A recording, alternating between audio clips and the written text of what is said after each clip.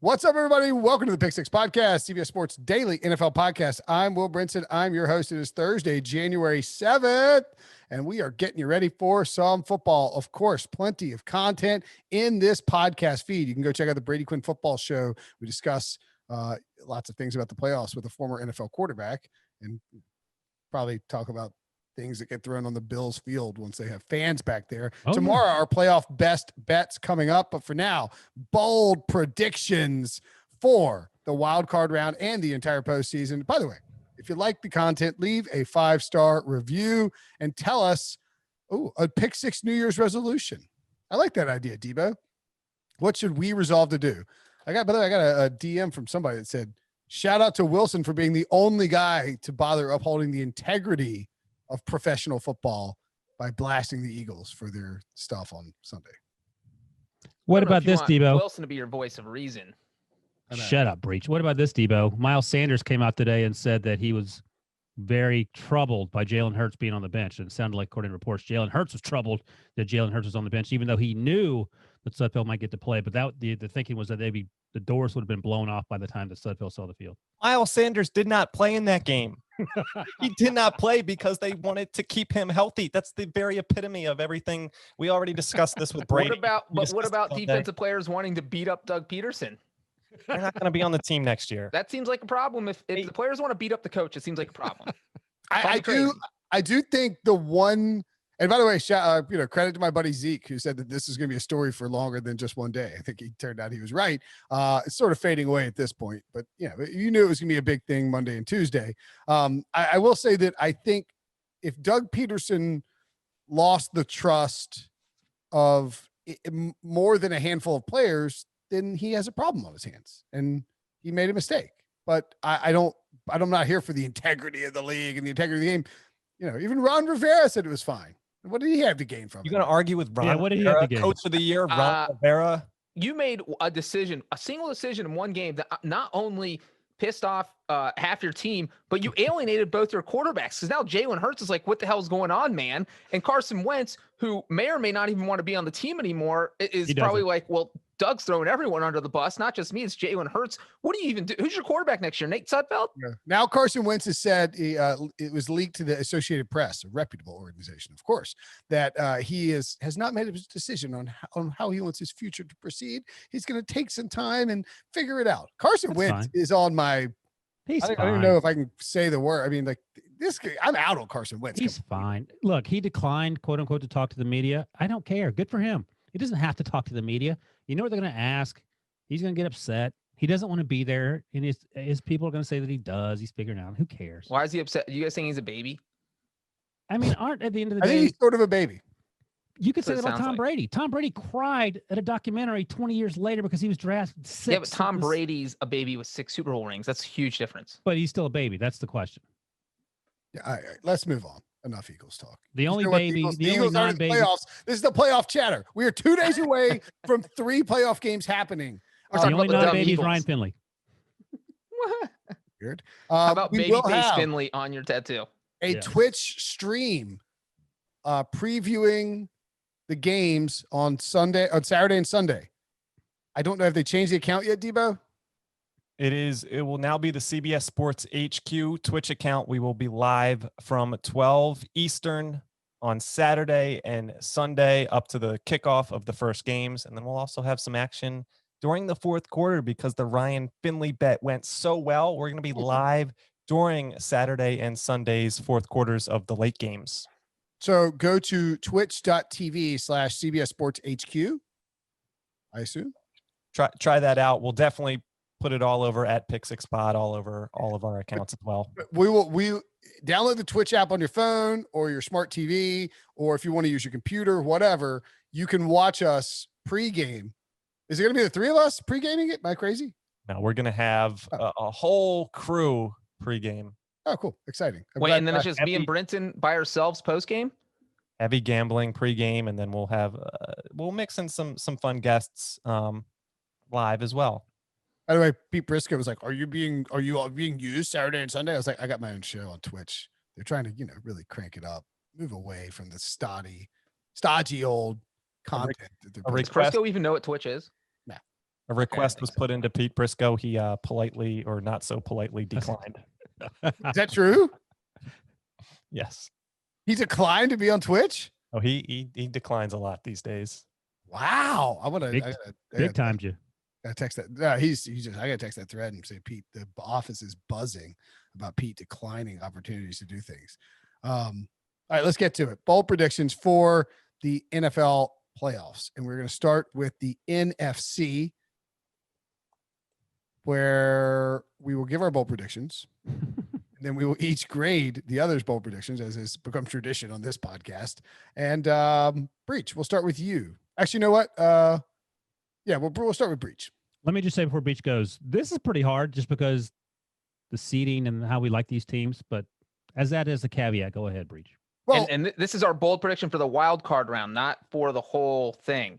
Oh, right. Okay, I was just clarifying. Yeah, I mean, I agree with you. I think it's really, really hard to come up with an NFC bold prediction because you have to pick for the wild card round. You have to pick basically an upset. 3 games. It's either got to be Washington over Tampa, Chicago over New Orleans, or John Walford over the Seahawks. And just so we're clear, I hope everyone read the email that only I responded to with the prediction. So Breech, you don't steal mine ahead of time. My God, we can't have the same prediction. Is that what we're saying? Yeah. I got to change all my predictions. Ryan, you are notorious for stealing my predictions. I know. Go I ahead. won't call you out now, but I will because I already know you stole one. All right. My NFC wild card, and we're grading each other. Are we waiting until all of us give our prediction, then grading, or grading as we go? We'll wait. Okay. My NFC. I think we graded after each one. Okay. All right. My NFC wild card bold prediction is that the Chicago Bears go into New Orleans and beat the Saints, and Mitchell Trubisky dances off the field to the French Quarter as he ends Drew Brees' career, because Brees is going to retire after this loss. The Bears are the biggest underdog of the wild card weekend. I think it is at 10 points right now. One thing I will say right here is that these two teams played back in week 8 when Nick Foles was the quarterback. He could not protect himself, got sacked 5 times, threw an interception, and despite that, the game still went to overtime because the Bears defense played so well. They will be ready for the Saints offense. Plus, you have Michael Thomas. He has missed a month. If he plays this week, he'll be rusty. Alvin Kamara, if he plays this week, he's on the COVID list right now. He will not be eligible until Sunday morning, which means he will miss all game planning, all practice. He'll just be tossed on the field Sunday. Well, the first thing I'm going to say, Breech, you don't have a man bun, do you? No. Okay. I was like, I thought you had pulled into a little ponytail back there. I was like, it looks kind of cool, actually. No man bun. That would explain why it's squeezing his brains. He's saying crazy things like Drew Brees. Drew Brees is retiring next year no matter what. So they can win the Super Bowl. He's retiring. He could lose to Mr. Trubisky. I thought you were going to say the Bears are going to cover, and I would have given that an A+, because I think that's going to happen. The Bears are going to win is a D-. What? This is bold. Well, I can't. I've learned a lesson. I can't deal in absolutes. I can't say they're absolutely going to lose that game because they could win the game. They could trade for Ryan Finley. He could throw for 89 yards. They could win that game. But I don't think they're going to win that game. I think it'll be closer than maybe people think. And I think you pointed out to the overtime game. But I don't. This seems like the longest shot, maybe even longer than the John Walford shot. All right. I'm going to say I'm going to give you a B+. What? Yes. And here's why. I would give you an A, except I think you looked at the slate and you couldn't find anything really good to make a bold prediction on. Wilson had already picked a certain bold prediction that we'll get to in a second. And before I could write anything in, you jumped on the other obvious one. Now, is that true? I would like to call a timeout. That is not true. Actually, the headline in my picks piece that was published Tuesday morning, I am putting my money where my mouth is. I predicted this in the real world. This isn't just a podcast bold prediction. I've already been attacked by Saints fans in the past 12 hours. It's getting out of hand. That was me dunking on myself. And I have 20 new Bears followers on Twitter. Hi guys, if you're also listening. One more thing. Brinson said he didn't have time to respond. I just checked. I emailed that back to Devo 17 hours ago. Fair. No, I meant, anyway, long story. I thought I'd tell you that. I've been thinking about mine. I've got mine in the bag. So I don't think this is that crazy. You mentioned the Kamara thing. Michael Thomas is banged up. Breeze has a bunch of broken ribs. Now, Bears, do the Bears offense. yeah, I mean, David Montgomery, Allen Robinson, Mitchell Trubisky, who actually looked good in his only playoff appearance, and he lost because the kicker double doinked it. David Montgomery's like the 4th leading rusher in the NFL this year. the Saints defense is really good. That's the only concern here. I think this is a stone cold under game. And I, we've seen, so before the last Saints playoff appearance, they had this long streak of covering at home. I guess it was before that Eagles game at home, right? That was their first round matchup. And they had this long streak of covering at home. They had this long streak of the overhitting when they were at home, but they're not this explosive offense the way that they were. Now, if they get rolling, they can be really good. And I think the Saints are a very complete team. And I think the Saints are being overlooked in the NFC playoff picture because people are so enchanted with Aaron Rodgers and looking at Tom Brady, who's been white hot the last few weeks. Drew Brees has been banged up. I mean, betting against Sean Payton is a crazy idea, but I do agree with you. I think I like the Bears against the spread. And I think there's a chance that this becomes such a defensive slugfest and that the Bears sort of have a similar formula to what we saw from the Vikings last year, where you can go into New Orleans, you got to have an all out incredible game from your pass rushers, but you get pressure on Drew Brees like that. You get them sort of stumbling out of the gates a little bit. Kamara might not play. Thomas is hurt. There's a formula where this turns into a really close game and something weird happens and the Saints lose another heartbreaker at home. And that is the key. They've lost a bunch. The Heartbreakers, they are famous. They lost that overtime game in the wild card round last season. As Brinson mentioned, the Vikings, they were favored by 7.5. They lost the pass interference game. That was a heartbreaker. Obviously not in the wild card round. That was against the Rams, the NFC title game. And then they lost on the Minneapolis Miracle. And let's not forget Sean Payton, Drew Brees, one of the very few teams that lost to a sub 500 team in the postseason. They were 10-point favorite against the Seahawks in 2010, and Beastquake and won that game. So it's not like implausible. So it is. They beat the Eagles on the road in 2013 before losing to the Seahawks on the road. So just looking at their home games, they had this long history of just dominating it in home games dating back to 2009. And then they slaughtered the Lions in 2011. But since then, every single one of their playoff games, and we're talking 7 of them, have been 1 score or less. That's why I like the Bears to cover. That I like. But I mean, I'm just saying, if you're playing a 1-score game against anyone can win. A good defense and a quarterback that we don't respect and we don't think that they should sign to a lot. Well, we wanted to because we wanted to fail. But like, you're playing with fire. If you're playing a close game against a good defense like that, where the ball bounces funny, you get a bad call from the refs again in a home playoff game. There are no fans there, or not many fans there. So I mean, it's not going to have that crazy New Orleans atmosphere. All right, I'll give it a C-. I changed my. You've convinced me with your argument, but I mean, can't wait to hear your bold prediction. If you were giving a 10-point underdog winning a game a C-, Wilson, I hope you're about to tell me Alex Smith is going to throw for 700 yards, because that's only going to be more bold than a 10-point underdog winning.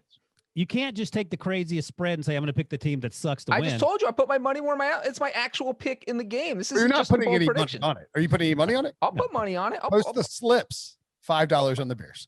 No, I'll parlay it with one of Ryan's bold predictions that I also have. So my bold prediction is that Alex Smith throws for 700 yards. Joke's on you, Breech. It's going to be Alex Smith and Taylor Heineke, according to Ron Rivera. They both may play. What I'm going to say is that maybe Alex Smith isn't 100%. What is the bold prediction? Bold prediction is that the football team's going to find a way to win that football game against the Bucs at home in Landover, Maryland. Prince George's County, shout out. Here we talked about it a little bit on the last podcast. The last and maybe the only complete game the Bucs have played against the Lions, with David Blau playing the entire game except one series. The defense is good on paper. They're young, fast, physical, all that. But they play to play, they have lapses. I don't know what the status is for Mike Evans. I know they said there was no structural damage, but I don't know if that means his knee's going to be okay after hyperextending it and ready to play. I'm sure he'll try. Antonio Brown's playing well. We know that. The running game has, in fits and starts, been okay. And Tom Brady seems a little more comfortable in Bruce Arians' offense in terms of throwing the ball down the field. But if he takes some hits, and they have literally five first-round picks on the defensive line, 5 of which are legit game wreckers, starting with Chase Young and Montez Sweat. They bring in Ryan Kerrigan. They have the 2 interior defensive linemen from Alabama. I think, again, it could be close. I'm not sure what the spread is. I don't know if you remember. It's 8 points. Okay. It's up to 9, I think. Wow. Yeah. So I think if 9. Alex Smith can dink and dunk his way down the field, Terry McLaurin's playing, Antonio Gibson will be out there. The Simses have played okay. J.D. McKissick has flashed at times. You do 15 play drives, 4 yards at a time. Don't make mistakes, and keep Tom Brady off the field. I think there's a chance. I would. Do you want to grade it first? Or you want me to, Breech? What did Ryan grade me? I gave you C-. I give you one tier below that then. Yeah, D+ also. Oh, he D+ too. I'm going to give you a B-, and here's why. At least we know why Breech gave you a D+ because you gave him a D+. Yeah. No, I won. He picked an 8-point underdog to win. I picked a 10-point underdog to win. So if he gives -C-, his grade has to be worse. It's just I'm using his logic against him. No, Breech just looks at numbers and says, "Oh, what's the widest point spread? I'll take the other team, even if it makes 0 sense." Go ahead, Brinson. Well, the reason I give you a B- is I do think Breech is a little bit more bold. I think people would be more surprised by Chicago winning than Washington, and that's fine. Now, I also giving you a B- because look, you're punctual. You are ahead of the curve when it comes to responding to work correspondence, and as such, you got the most obvious upset in the NFC side of the bracket. I think we talked about it. If you look at the teams that the Buccaneers have lost to this year, the Saints twice, the Rams, the Bears, I think that's it, right? They just lost 4 games. They lost 5. Who was the other one? Chiefs. The Chiefs. Thank you. I'm an idiot. Yeah, they lost 5 games. All 5 of those teams. You can say the Chiefs don't have a great defense. That's fine. But the Chiefs have Chris Jones, and he wrecks the interior. Frank Clark. The Rams have Aaron Donald. Well, you know what else those 5 teams have in common? They are all in the playoffs. Buccaneers 1-5 against teams that are in the playoffs. Who's the team that they beat? The Lions. No, is it the Packers? The Packers. Yeah, they smoked the Packers. Packers, obviously. But and what do the Packers not do? They don't pressure you up the middle. They have good edge rushers, but they can't pressure you up the middle. You need to be able to rush 4 against Tom Brady without blitzing and generate pressure up the middle to get him off his spot. I know that that's something people have said for the last 20 years, but it remains true for any quarterback, but it remains really true and really important for Tom Brady. It doesn't remain true for Russell Wilson or Lamar Jackson. Sure, that's fair. A little different, but I will say the one thing Brady has, the advantage this year they didn't have with the Patriots, is he has good enough receivers. They just throw short little wide receiver screens to kind of negate. But he hasn't done that consistently this year, which has been so that's maddening. True. That's absolutely true. But, maybe Bruce Arians will be like, all right, maybe let's rip up part of my playbook because we can't go deep this whole game. Otherwise, Brady's going to get eaten alive. They have seemed really obstinate and stubborn when it comes to game planning, which is crazy. Opponents. Like the one thing that Bill Belichick is known for better than anything else is changing your game plan week to week to accommodate or to attack your opponent's weaknesses and accommodate your own weaknesses. We have seen games with Bill Belichick and Tom Brady where they've run the ball 40 times. Sure. Under no circumstances, there could be 51 running backs on the roster in Tom Brady, and he ain't running the ball 40 times. And Bruce Arians would never call 40 runs. He would say, I know we have a bunch of running backs, so let's still throw it 40 times and give half those guys 1 carry. So I think the two biggest injury situations to watch for the Buccaneers, one that is we're not even watching it because it's already here. It's just happened. Devin White's out. I mean, that is a huge injury. Actually, there's 3 big ones. Devin White is already out. He is not going to play in this game. That's a big deal. I mean, he's a sideline to sideline linebacker who does everything. He rushes the passer. He's great in coverage. He does everything. And so if losing him makes a huge difference, I think, in terms of what you can do over the middle with the passing attack. Again, we don't know if Bruce Arians and Byron Leftwich will get their heads out of their butts and be less stubborn and run these underneath routes with their guys. But if they do, I think they have a much better chance of winning this game. The next one, actually, it's not even this one. Also, doesn't really matter because it is. He's not even on the injury report. It's Ali Marpet, shout out Hobart, the interior offensive lineman. They struggled a lot when he was missing, and against Washington, you were going to need him in there. He played in week 17 and I think it was him and Ryan Jensen were putting it on not Joe McCoy, Grady Jarrett, and then the third one, of course. And somehow he's not on the injury report. That's week 17. Never mind. Mike Evans, who came up limp against the Falcons in week 17 on bad turf. They won't have to, well, they will have to worry about it because they're playing in Washington. But Evans out there makes a big difference. I mean, if you have Evans, Godwin, and Antonio Brown, and you create a good game plan, it's tough to stop the Buccaneers. Let me ask you this. Breech or Brinson, feel free to answer. If you're the Bucs, do you sign Dwayne Haskins to get insight into Washington's offense? You think Dwayne Haskins knows anything about Washington's offense? I know, exactly. I think that was the joke, right? That's a question you hear. No, I know. That was the joke. You would hear those questions like, oh, clearly Bill Belichick's signing this person because he wants to find out. No one's signing Dwayne Haskins for anything. They're like, hey, Dwayne, can you tell us anything? Oh, no, all right, we got nothing. Okay, great. Fantastic. Did you pay attention in a single meeting? And he'd be like, actually, no. The only thing that concerns me is maybe Washington's a little too trendy of an upset. Are people picking him? Breech did, right? Oh, you did too, Breech? No, I did not. I thought you just said you combined your bold prediction with Ryan's bold prediction. That's another bold prediction he has that I'm combining it with. Oh, okay. I was trying to look up real quick. I had this and I lost it, but it was Brinson, get to your bold prediction. Okay, I'll get to my bold prediction. My bold prediction is that John Wolford of the Los Angeles Rams will be the leading NFC rusher for the entire weekend. That's a good one. He was the first quarterback in NFL history to throw for 200 yards and rush for 50 yards in his debut. So he can run around a little bit. He also threw a pick six on his first pass. I think a lot of quarterbacks probably done that in their debut. But yeah, I like that. Wait, player or quarterback? Player. I like that. Now that's an A+ Breech. That's how you do it. You don't just find the biggest point spread and take the underdog. What, you find a guy that just made NFL history and jump on his bandwagon? Is that what you're saying, Ryan? I'm just kidding. I give this an absolute A. And you know what? Part of the reason to give it A is because there's a chance he doesn't even play. Jared Goff could start in this game. I don't think Goff will start in this game. I think it'll be Wolford out there. They didn't say that? Hey, No, by the way, I found the stat that I was looking for. Pat Thorman of Establish a Run, awesome dude, said that over the last 6 weeks, Tom Brady leads the league in deep ball attempts, completions, yards, TDs, and is top 5 in deep ball adjusted completion percentage and passer rating. During that same span, the Bucs lead in 20+ yard plays and completions per game, while Washington has allowed the fewest of both in the NFL. You know what's funny is that the reason this isn't that crazy is because, Brinson, you said the leading NFC rusher, right? Correct. It's not. Like, again, Kamara's coming off inactivity. He's not going to show up till Sunday morning. David Montgomery's going up against this great Saints defense. I mean, I would say that the best choice if you take Wolford out of the equation is probably Antonio Gibson or Russell Wilson. I mean, the Bucs have been great against the run. Yeah, that's what I was looking at. And he's not going to want to throw the ball because that's the last thing you want a guy starting his first playoff game to do, start making dumb passes. They get intercepted. So what do? You just say, hey, man, you just run, look for a guy. And if your first read's not there, just take off. That's what I would tell him. Using that logic, Breech, your bold prediction should have been Mr. Trubisky leads all rushers.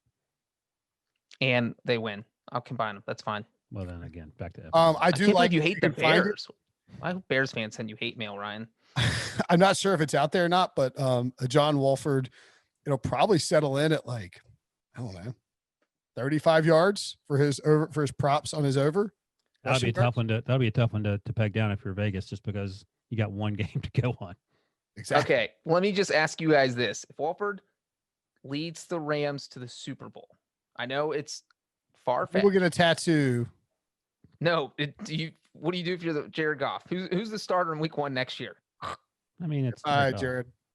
We're talking about the Super Bowl, Wilson, not just one game. If you go all the way to the Super Bowl win or just to the Super Bowl? To the Super Bowl. That's 3 games. You win a wild card, a divisional, and it's Jared Goff. John Wolford can't throw the. He has Drew Brees' arm as a 23-year-old, however old he is. I don't think you're going to win long term with that. Anyone in your Super Bowl, you give him a nice parting gift and you get on with it.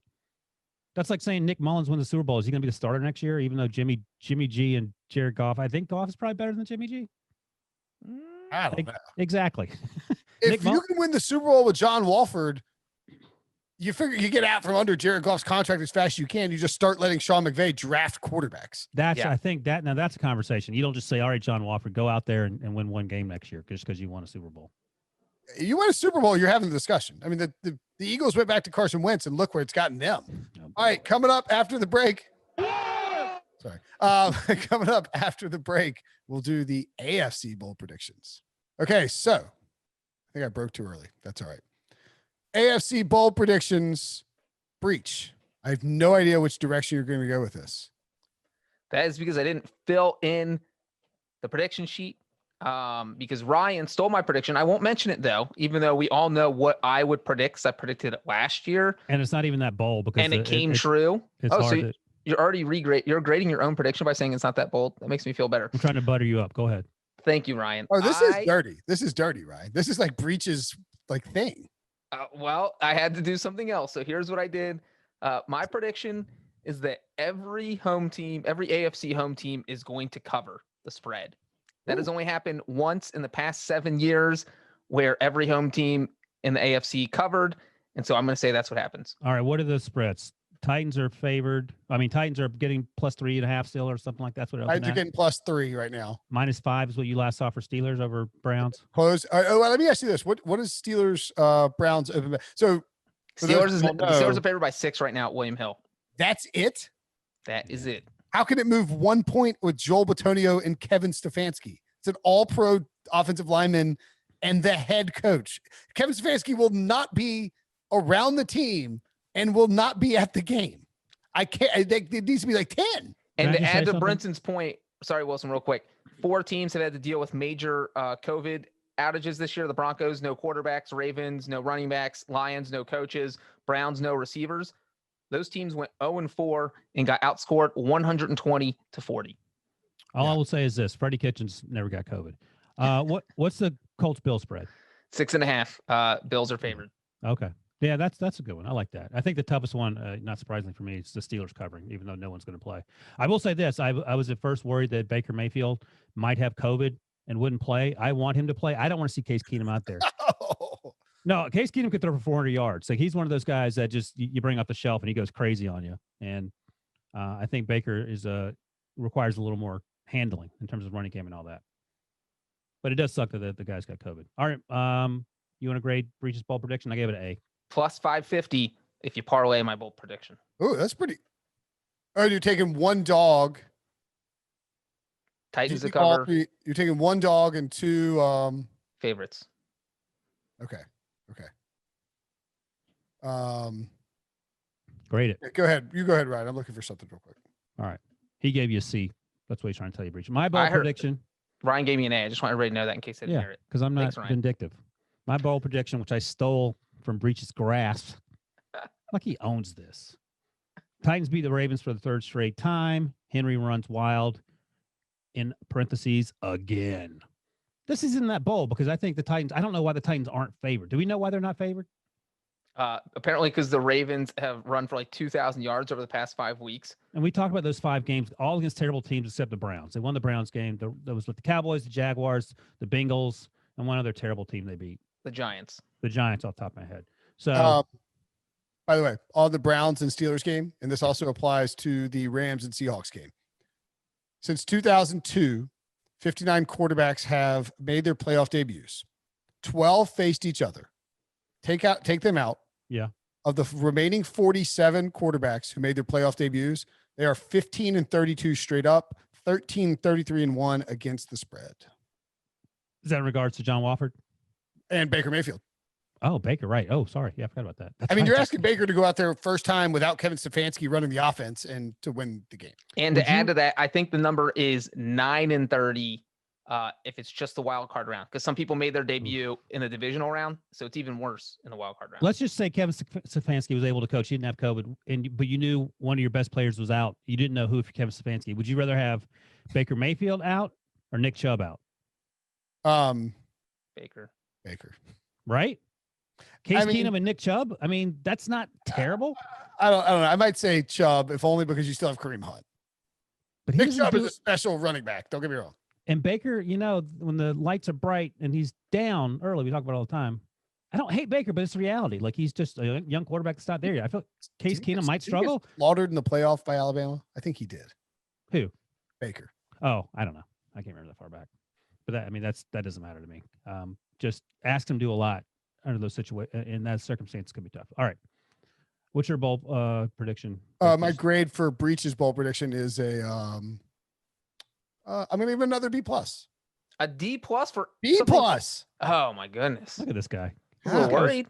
Guy was always I would go A, but I mean, it's two pretty big two big favorites, and one dog who's going to cover It is your team, the Titans, that have beaten the Ravens a bunch. My only concern is that I've given you a B+ because the creativity is outstanding. All right, Ryan, what's your bold prediction? I already said it. We just talked about it. You didn't. Yeah, he grade gave it. You were looking. I'll grade yours too. I was looking at that stat. Titans That's what I over the said. Ravens. I'll grade it first since you were looking at the stat. I am going to give it a B. As Ryan said himself, it is not that bold, but it's still a 3.5-point underdog. The Titans would still have to beat them 3 straight times. And of course, this was also my bold prediction. So if I were to grade it low, that would make me look bad. So I am giving it a B. B still makes you look bad. I'm going to give you a D because you stole it from Breech. I'll take it. It's passing. Whatever. I think a lot of people will pick the Titans to beat the Ravens. I think everybody feels burnt by no offense to you guys, but I went back and looked at both, even the regular season game. I know you guys, not just you guys, but everyone at CBS Sports picked the Ravens last year in the playoff. So I thought maybe someone picked the Titans the regular season game. No. Yeah. So everyone rode the Ravens train twice. I feel like a lot of people did that. A lot of people feel burnt. And I think it's probably picks will be like 60-40. If you look somewhere at Pick Watch, I think it'll be about 60-40 in favor of the Ravens. All right. My bold prediction for, you know what? I'm going to combine mine for the overall postseason as well as the AFC because I have 2 bold predictions for the overall postseason. My AFC prediction is that the Colts take out the Bills, but then the Colts are going to take out the Chiefs. Jeez. That's right, baby. Colts to the AFC Championship game through Buffalo and Kansas City. That is my so that's my AFC wild card and AFC overall. Well, so if they knock out the 1 and the 2, are you just going to take them all the way to the Super Bowl, or you're not going to take them that far? Sure, yeah. I mean, that's fine. My bold prediction. I like that a lot. Who are they playing? I mean, sure. My bold prediction is that the Steelers beat the Colts in the AFC Championship game, and Philip Rivers throws for 400 yards. Dude, don't be a troll. What is your real prediction? Ben Roethlisberger versus Philip Rivers, But battle of Big Ben 2004. Yeah, that's right. Exactly. Now, my bold prediction is that they'll meet in the. I'll give you that. I'll roll with your side. I was just gonna go some Steelers crazy stat because I actually didn't pick a bold prediction yet. But Steelers Colts meet in the AFC Championship game, 2004 first round quarterbacks matchup, and the winner gets to go to the Hall of Fame, which means but then I'm gonna I've got one more bold prediction for the playoffs that I was gonna throw out, and then the winner I do like Colts Steelers AFC Championship game. The winner plays Tom Brady in the Super Bowl. So that's a combined 115 or so years of quarterbacking. 235 years of quarterbacks out there. That would be fun. And Colts Steelers would be a fun week on the podcast because we had Ryan Steelers homer, Brinson the Rivers homer, and me. I went to college with Ben. We're practically best friends. All right, Breech, what's your bold prediction? My bold prediction for the overall playoffs is that the Seattle Seahawks get to the Super Bowl. I'm not sure if I'm going to pick them to win it, but the Super Bowl team out of the NFC, that's my bold prediction. I like that one. So I'm doing this fantasy. It's FPC. Wait, let me throw one thing real quick. If the Seahawks win, they cannot play Green Bay in the divisional round. So that's one of because Green Bay can't play the 2 or 3 seed. And because of that, I like the idea that they wouldn't have to play until the NFC title game, or that Green Bay could maybe lose in the divisional round. And then who knows who you play? Either Washington or Tampa, unless the 6 or 7 win. So, the Rams can't win because then my prediction would be wrong. So if the Bears win, they would play Washington, Tampa, or the Bears. Yeah, but they wouldn't play the Seahawks. Is the whole point, right? In the divisional round. But anyway. I'm in this fantasy football playoff championship thing, and you have to take the way you do the rosters is crazy. You have 12 total players, right? You can only pick one player from each team. And so you have to figure out, do you want to have, who do you want your quarterback to be? Do you want it to be Russell Wilson? You get double the points in the Super Bowl for each game. Do you make the picks now and you can't repick. Whatever you pick happens them before the Super Bowl. There's 6,000 people in the contest. Winner gets $500,000. Oh, I thought you meant you picked them now and you just whatever guys you have throughout the Super Bowl, that's who you have. So if you only have 2 players left in the Super Bowl, that's who you got to roll with. Yeah. So if you don't get good, if you pick Kamara and the Saints lose to the Bears, that's it. You get 1 game's worth of Kamara points. That's right. Yeah. And if you don't, pick so no you Bears. You took Philip Rivers is what you're saying. No. I'm thinking about taking Russell Wilson. Oh, yeah. Now that makes a lot more sense. Because nobody's going to be on Russ. And he can easily go nuclear. Everybody's going to have DK Metcalf. You should be on Russ like Breech was on Russ last year at the Super Bowl when he wouldn't let us ask Russ any questions because he was too busy asking Russ about baby questions. You know what? And Russ was Highly interested in my baby questions. He's like, That's how you make friends, Ryan. That's how you make friends. He was highly interested in getting a restraining order against you because you already knew that his wife was pregnant. Right. Yeah, that's what. Like, how'd you know that? Like, you posted on Instagram. He's like, I didn't post anything. Maybe that was my girl. Let's grade those predictions really quickly. What do you think? All right, yours was really good. That was the best prediction. That might have been the highlight of your 2020 season, by the way. That last prediction. Do I need to write an article about all these predictions? Probably should, right? Yeah, probably before the playoffs start, but we'll see if that happens. Yeah. What about Breech? You want to give mine a grade? We'll just give. What's Breech's? Oh, Seahawks. I like Seahawks. I'll give you I'm going to give you another B plus. Breech, 3 B pluses. That's like at least 1 A minus combined. I'll give you a C minus on that just because I don't like you. I'm giving Brinson a B plus, and I'm giving Wilson. You know what? Steelers, Colts. You're picking a 3 seed to get to the Super Bowl. Like this is a homer pick. I'm giving it an F. It's a 38-year-old versus a 38-year-old. It's a homer pick. This is like me picking the Bengals to get the Super Bowl. They're not even in the playoffs. That's what you just did. You said they were going to win 7 games, the Bengals. Ooh, what if the final 4 is, I kind of like this idea. What if it's Colts, Steelers, Bucks, Packers? Yeah. And it like all we're talking about all week is how the old guard is holding serve and all the old folks are taking care of business. Be fun. There's an older quarterback in the NFC than Aaron Rodgers. Josh McCown. Drew Brees. Wow. Okay, Brees too. Yeah, that's fine. Could be Brady Brees. Yeah. So you got, Brady Brees. I'm pretty sure the 5 oldest quarterbacks in the NFL. So the fact that they all made the playoffs is pretty insane. That is pretty insane. And Russell Wilson is no spring chicken.